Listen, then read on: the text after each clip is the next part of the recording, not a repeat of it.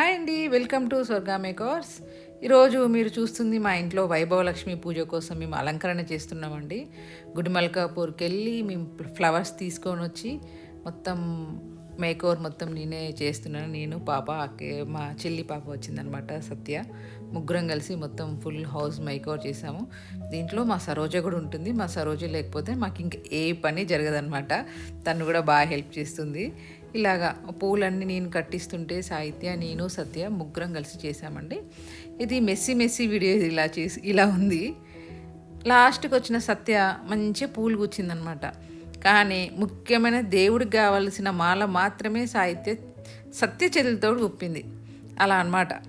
ఇప్పుడు మనం కిచెన్లోకి వెళ్తే వంట కూడా నేనే చేశానండి. మొత్తం 20 మెంబర్స్కి నేను, మా సరోజ, సాహిత్య, సత్య మేము నలుగురం కలిసి మొత్తం అందరికీ వంట చేయడం కానించి, పూజ చేయడం కానించి, ఫ్లవర్ డెకరేషన్ మొత్తం మేము 4 మెంబర్సే అన్నీ చేసుకున్నామండి. వంటలు కూడా చాలా బాగా వచ్చాయని చెప్పేసి మాకు వచ్చిన చుట్టాలందరూ కూడా చాలా మెచ్చుకున్నారనమాట.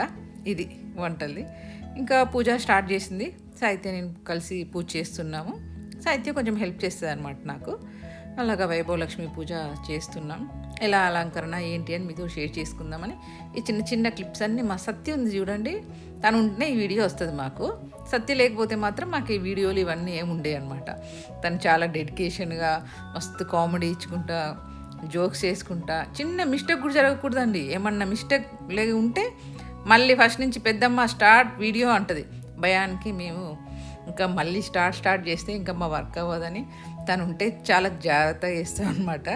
ఇది అమ్మవారికి అలంకరణ అయ్యింది.